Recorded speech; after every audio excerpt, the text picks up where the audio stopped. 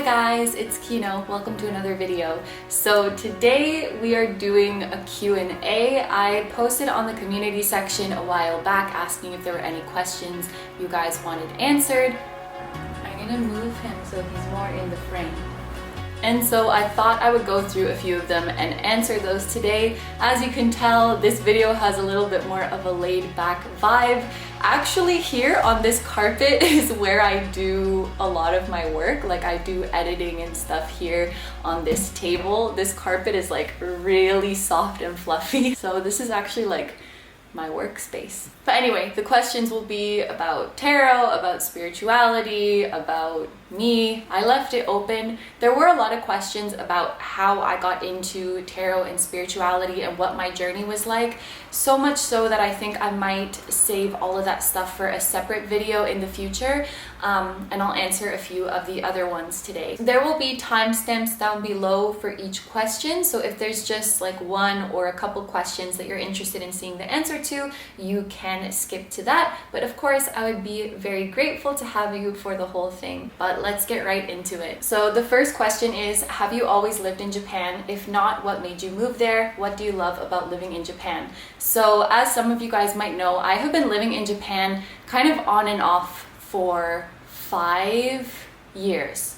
Yes? Almost 6 years. So I have not always lived here. I was born in Canada and I lived there until I was 20. What first got me interested in Japan was actually the Harajuku girls, like Gwen Stefani's backup dancers. I don't know how many of you guys are familiar with that, but basically there's this American singer, her name is Gwen Stefani, and she used to be in a band in the 90s, but then in the early 2000s, I was around 8 or 9, she started her solo career and she was really into Harajuku. It's in Tokyo, and back in the day it was this really vibrant and colorful and crazy, expressive and unique fashion district. There were really cool fashion there. One I can think of off the top of my head, which I was really into as well, is gyaru fashion. I'll put some pictures. These days it's not really like that anymore. It's kind of more plain, which is a little bit sad, but back then it was poppin'. It was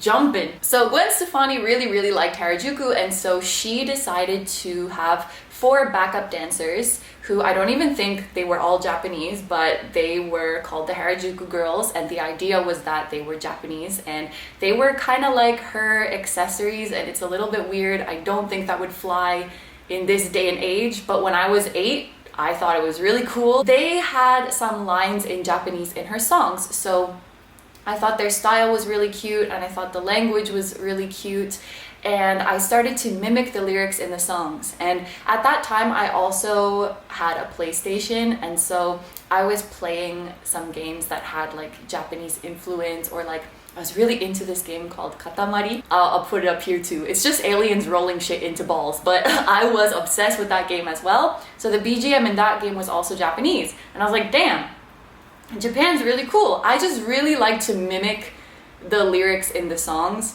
and I would sing them even though I had no idea what I was saying. And what's kind of weird is that years later, when I learned Japanese, I finally know what those songs are saying, but I didn't even have to listen to them again.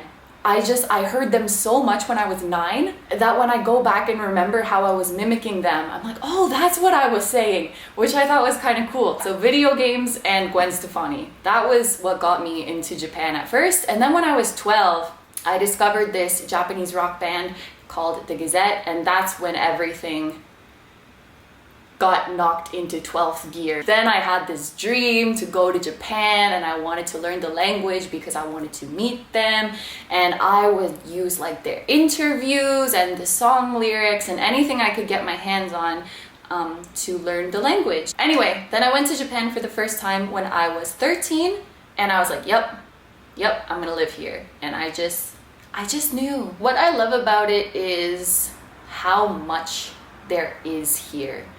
I think my Gemini moon really likes it here because just within Tokyo, for example, there are 23 districts. Within those districts, every little neighborhood has its own personality and has its own atmosphere and so many things to do. And since it's a very long country, like it's in many different latitudes.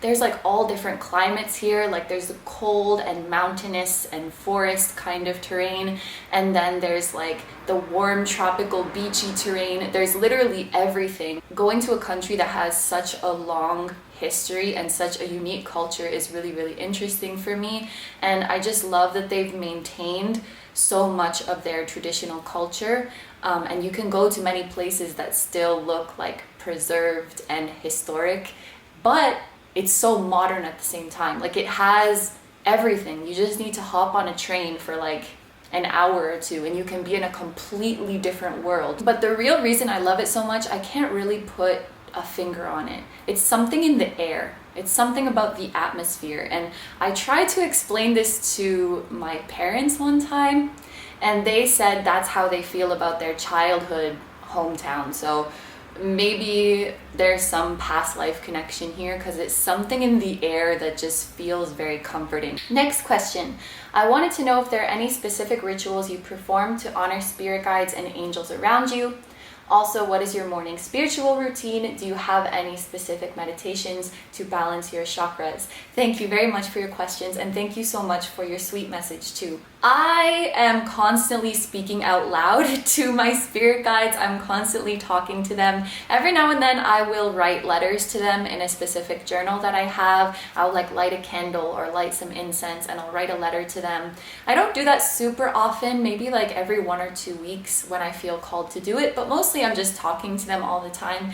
Archangel Michael is the angel that I feel closest to, and I have this picture of him which my best friend gave to me, so I leave this on the table where I work, and I have some incense next to that, and I also leave fruit out. I don't really know why, but I just felt like maybe he's gonna get hungry, so I give him an offering of fruit. Yes. My morning routine is, when I wake up, I do some kind of cleaning in my house, like vacuuming or washing the dishes or cleaning the bath or something, and then I water my plants, and then I go for a 20 to 30 minute walk to just clear my mind, and then if I feel called to, I will take my shoes off and like step on some grass. There's like a park near my house, so I might go there and just put my bare feet on the ground. If I'm feeling particularly spacey and in the clouds, that just helps me to get grounded and prepared for my day, because I cannot film when I'm spacey. So I really have to make sure that I'm like grounded and centered and I'm not up in my head. Meditations to balance my chakras. I really like the meditations on Meditative Mind, the YouTube channel.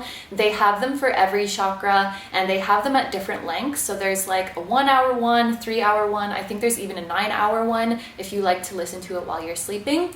And I particularly like the ones that have hang drum music in them. I just think it's really soothing. And I have been working my way up. I started with the root chakra back in January, and I would listen to the meditative music every day. I am still on the solar plexus because my solar plexus, the poor thing, she has a lot of work to do. So we've been working on her for a very long time. However, I was actually told by Michael that I don't really need to listen to the meditative music that much, because a lot of the healing is going on in real life stuff.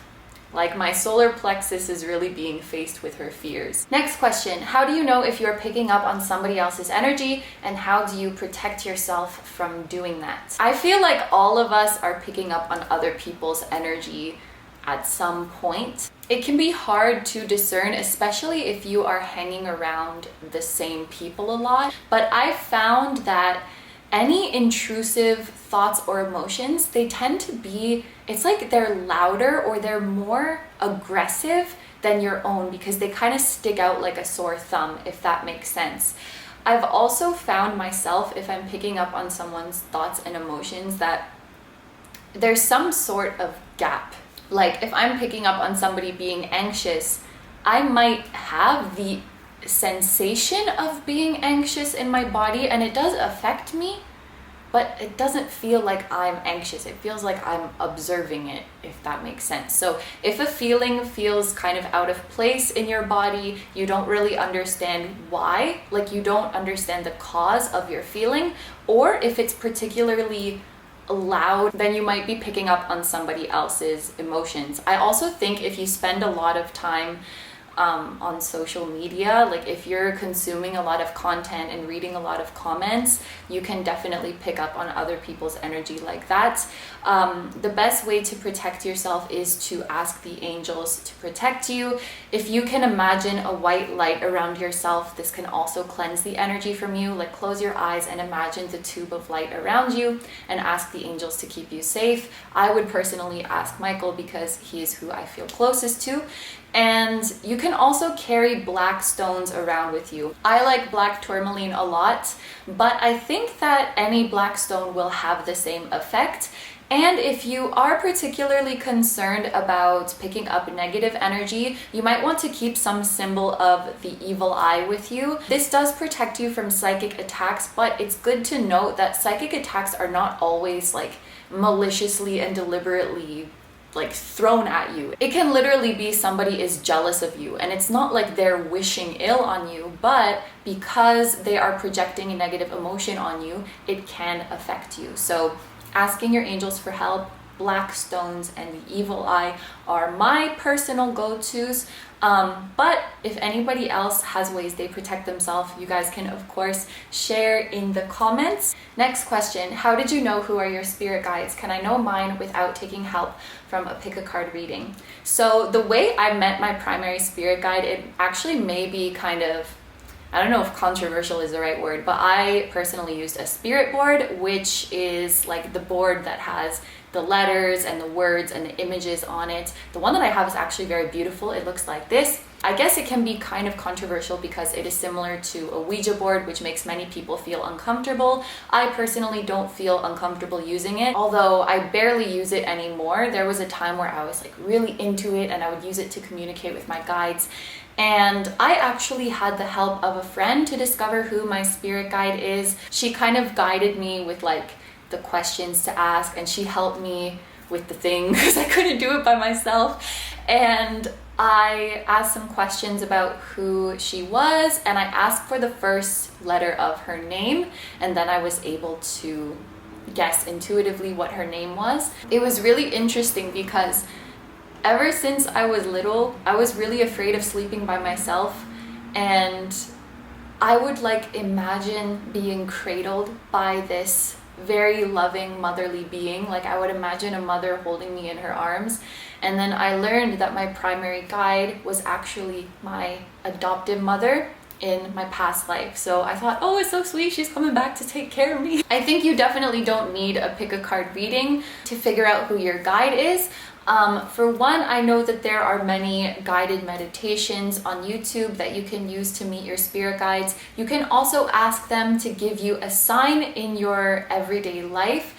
You could ask to see their name, or you could ask them to show you an image that would be relevant to their identity.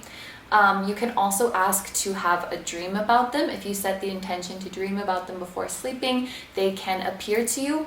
And the most important thing is to trust what you see. How do I know if my undeniable and unexplained attraction towards someone is real, or is it just in my head? And if I persist on manifesting that person into my life, will it delay meeting the one? I like this question. So my answer to this one is kind of more practical as opposed to spiritual, and I would take the route of you never know unless you try. So if you feel an unexplicable attraction to somebody, whether it's based on their looks or whatever, I think if you feel something, then you owe it to your heart to just give it a shot, go for it and see what happens. And for the second part of your question, if I persist on manifesting that person into my life, will it delay meeting the one? Maybe that person is the one. You don't know. You don't know unless you go for it. As for certain things delaying meeting the one, I do think that we tend to worry about this more than we need to, because if you really have the intention of meeting the one and your guides see that that is your intention, they're gonna help you stay on track as much as possible.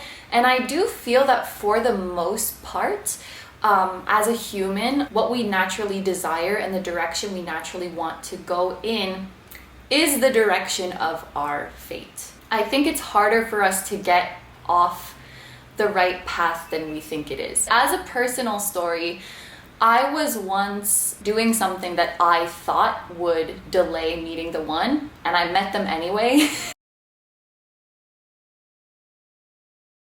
So I think it's good if we don't like deem certain choices or certain paths like, oh, this is going to block my manifestation, because we just don't know enough information to say that, and we can't live life fearing like, I really want to do this, but maybe I shouldn't because it's going to delay something. I think we should always just go for it. I'm more of that line of thinking. Like, if you want to do something, just try it. You know, it's really hard, I think, to escape your destiny, especially when you want your destiny. Next question, do you have any clair powers? And if yes, then how did you discover them? I have claircognizance, and I actually discovered it just from doing tarot. When I started the channel, I didn't really think I knew what I was doing, and I was just kind of doing it for fun.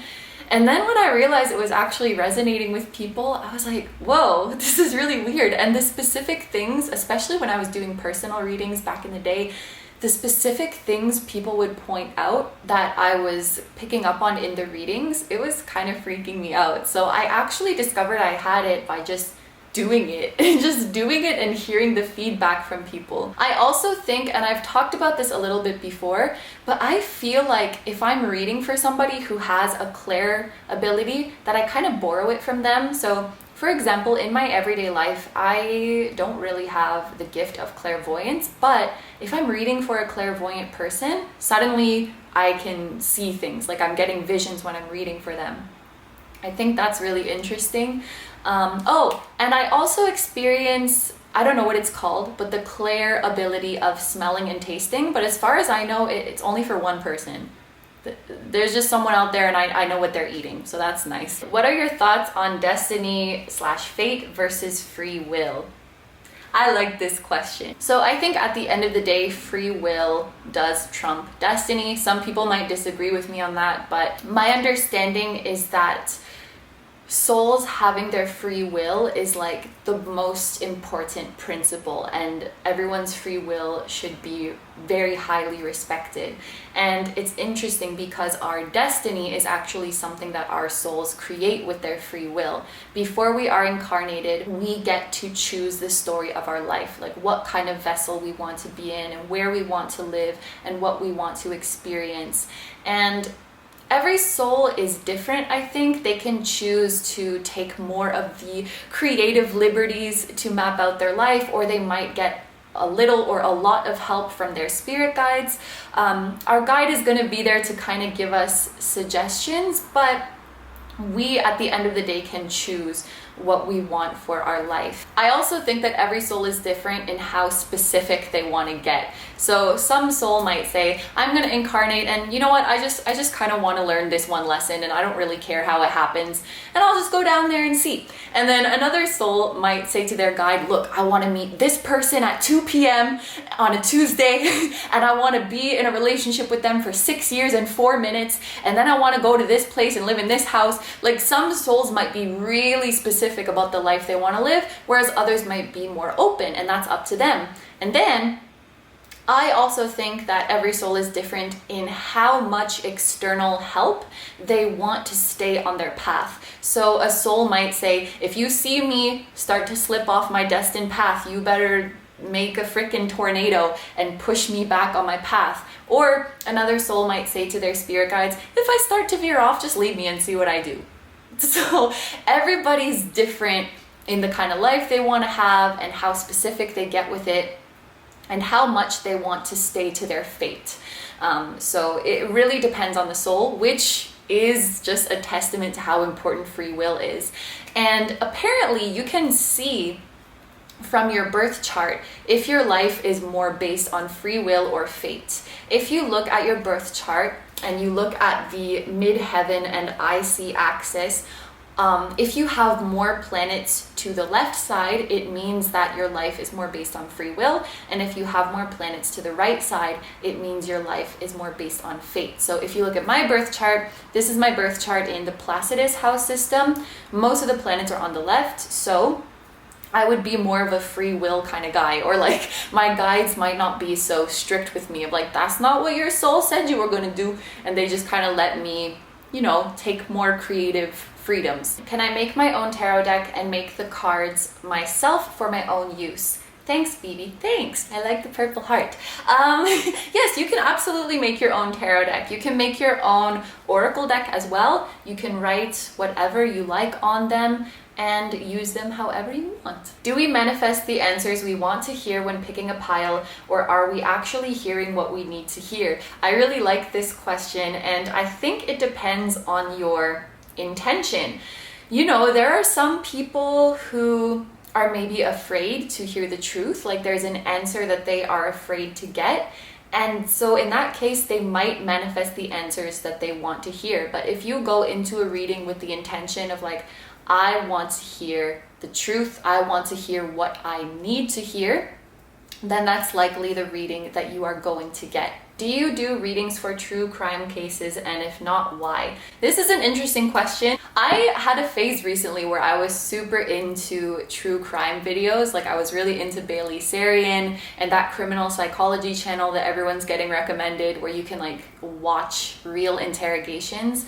I do think it's pretty interesting, but I wouldn't do readings for them because I basically am against publicly doing readings about specific people. Like when I do a general reading about how does your person feel about you, I guess you could say that's a specific person, but it's not like everybody knows the identity of your person and everybody knows who I'm talking about, if that makes sense. But if I do it for a case about like so-and-so, everybody knows it's that person.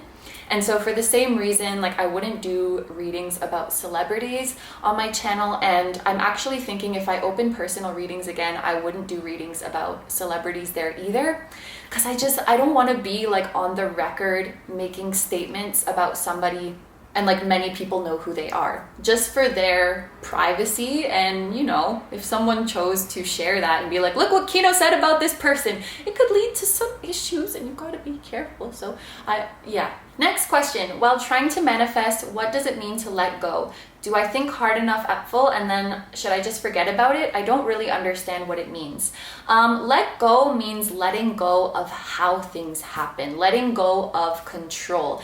I think you can think about your manifestation as much as you want, as long as it's making you happy. Like if you feel happy and inspired to visualize what you want, like 24/7, your desired outcome, I don't really see anything wrong with doing that, as long as you're feeding yourself with that positive reinforcement. What let go means is that it's very important to not like solidify too much in your mind that it needs to happen in this way, or this needs to be the exact chain of events leading up to my manifestation and it needs to happen at this time. When you start to get too attached to a certain way, it's gonna work against you, because we don't know what the best way is to bring about our manifestation. And when the universe's plan is different from ours, our plan that we are very attached to, we will start to think that something has gone wrong when it actually hasn't. And the universe doesn't want you to be in that place where the plan is a little bit different and you start thinking, oh my God, something has gone wrong, my manifestation isn't coming, because then you can go into this spiral where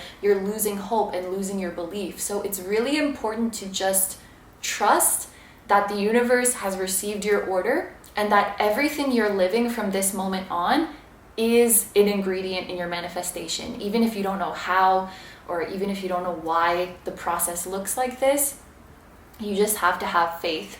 It's kind of like when you put in an order at a restaurant. You're not gonna like go into the kitchen a million times and be like, how's that souffle coming? And you're not gonna question the chef, like, why are you putting that ingredient? Why are you stirring it in that way? Most people, we don't really have this really strict plan of how we want our food to be prepared and every little herb and spice we want in it. We just want it to be good and we trust the chef that it's gonna be good. I hope that was a good analogy, but it's kind of like that. The universe doesn't want to be micromanaged, and that's what the let go means. The let go means you don't know. You don't know how to make this happen, and I do. That's what the universe is saying. So the more we think we know, the more we're going to get in our own way. What does it mean when a single card keeps showing in every tarot reading? The tarot card might be representing you, or it might be representing a certain person in your life who is very significant, it might be representing a spirit guide, like your spirit guide is saying, when this card appears in the reading, you know that I'm there.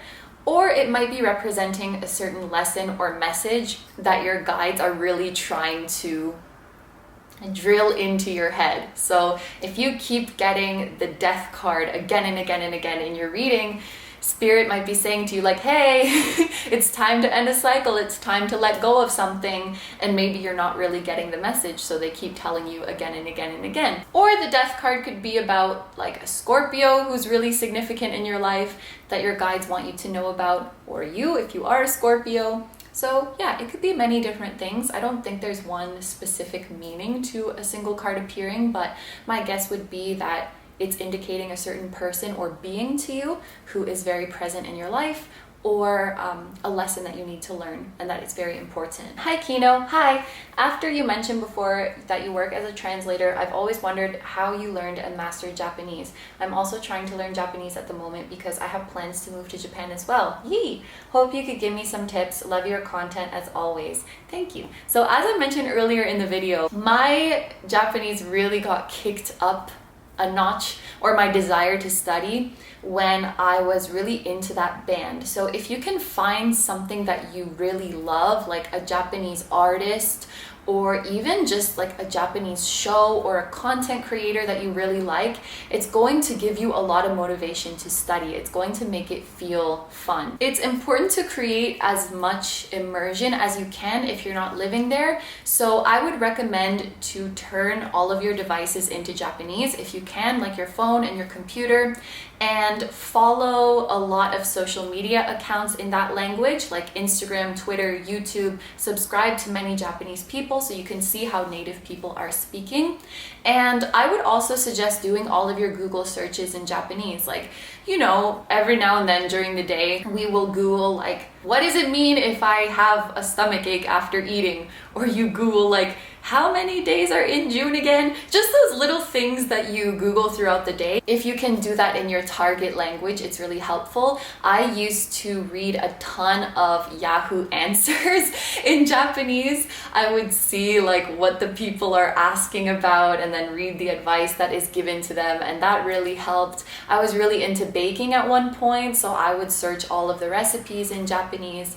Another thing that I do if I want to know if my sentence is correct is I will Google my sentence or the little sequence of words. I'm not sure if it's natural. I'll paste it into Google with the quotations on the other side so that Google only shows those exact results. That is exactly the same as what I typed. And if there's a lot of hits, then I know like, okay, a lot of people use this phrasing. A lot of people use this sentence. And if there's not a lot of hits, I'm like, okay, my sentence is not natural at all. I need to change something. Oh, and I would also recommend Hi Native, which is a website where you can ask native speakers questions, like what's the difference between these two words, and or how do I say this in Japanese? And then native speakers will answer your question. I don't have an account, but I often read what other people have asked to help practice. I'm actually learning Korean now, so I often use it for that. And I'm gonna try using this app Hello Talk, where you can like chat, and I think you can like do phone calls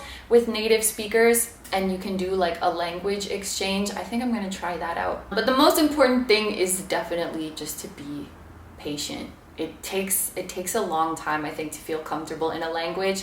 I know there's a lot of videos out there like how I became fluent in 30 days or how I became fluent by studying for 10 minutes a day. Maybe some people can do that. I personally could not. It took me like even years of living here to finally feel like comfortable. But yeah, patience is super important. I wish you the best of luck, and I hope that your move goes smoothly and that it's everything you have dreamed of. The difference between feeling a soulmate connection or just having strong feelings for someone. This is kind of hard because I know it's like a common thing to say when you meet your soulmate, you will just know, it will feel very intense, but I don't think that that is always the case. Oftentimes, like meeting your soulmate or just meeting someone else that you have strong feelings for, it does feel quite similar, at least in my experience. I am currently with one of my soulmates, but when I first met them, it wasn't like this super like I got hit like a truck and it was super intense and it was love at first sight. There was definitely a feeling of being very comfortable with them. Our conversation was just like flawless, or no, seamless. Our conversation was seamless, and we talked for hours and hours, and we can talk about anything. And I do remember feeling like, wow, I really like this person. I feel really comfortable with them. And I wasn't really expecting much because it was just like a date from a dating app. But I was like, wow, I actually really like this person, and I could actually see myself falling for them. So it wasn't this crazy, like, it hit me in the face, but I definitely felt comfortable. I did feel butterflies, but it was in more of a giddy way, and never in the way that I was nervous around them. It felt very easy. It felt very nice and snuggly.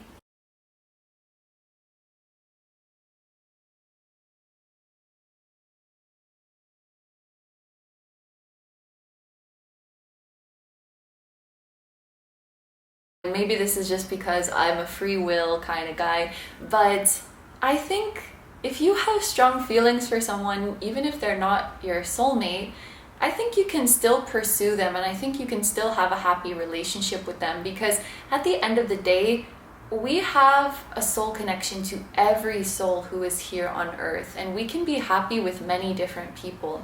And I think it's good to like want your soulmate and to seek out your soulmate, but we don't need to get so attached in thinking like they're the only person who can make us very happy, because I think that's not true. I think so many people can make us very happy and can see us for who we truly are. Next question, how to know when you need to do shadow work and how to know when you have done enough. So shadow work is essentially like healing our emotional body. So I would answer this question like in a very similar way as how do you know when you need to go to the doctor?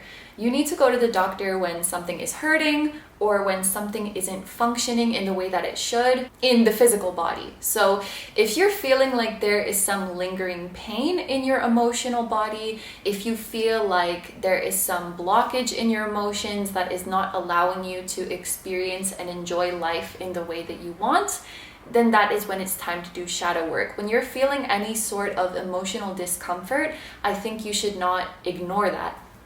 And you should take a look under the hood to see what is going on.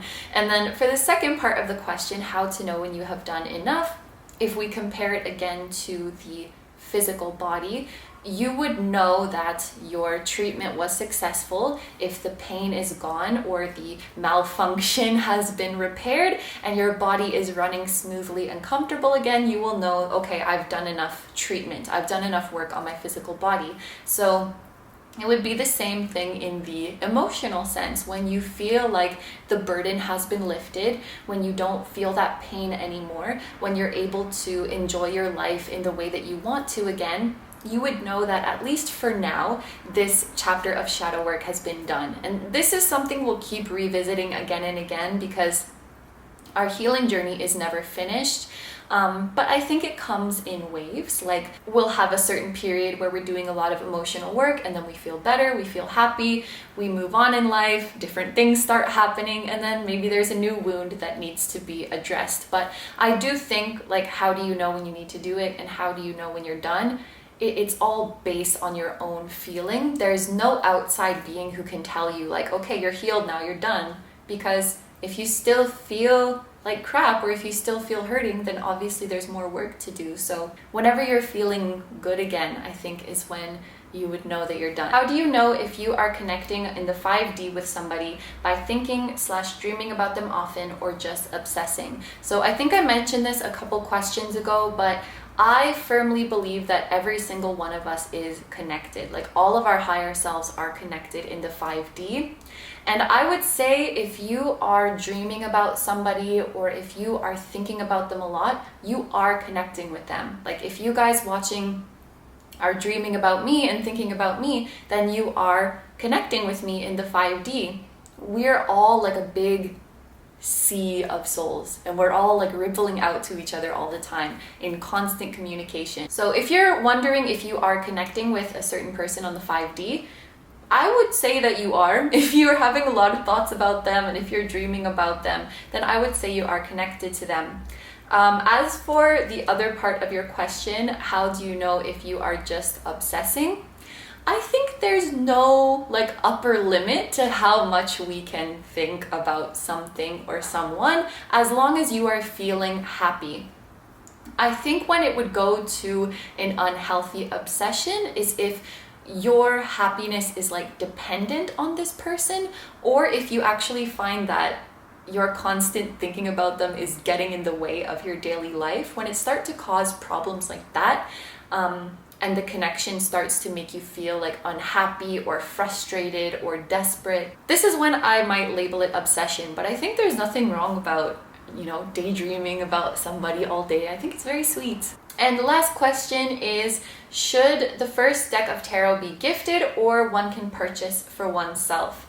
There is a belief that it has to be gifted to you. I don't think it necessarily has to. I think you can definitely purchase it for yourself.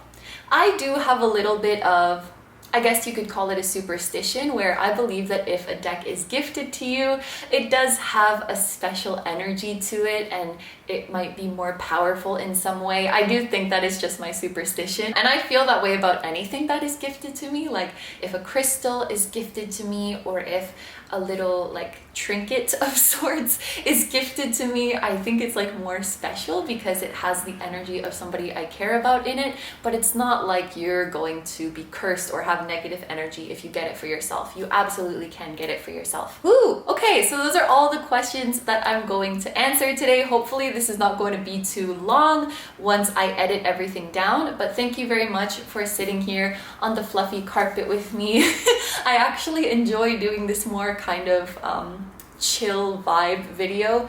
I actually feel less nervous for some reason because it feels more, I don't know, it feels more chill. And I usually get quite nervous in front of the camera, but I'll get better at that. So thank you guys very much for watching, whether you watch the whole thing or just a part of it. I hope you have a wonderful day or night whenever you're watching, and I wish you all the best. Please take good care of yourself, stay healthy. Don't forget to like, comment, and subscribe if you feel like doing that. And you can also check out my music channel, which will be linked below too. And I'm sending you lots of love, and I'll see you in the next one. Bye bye!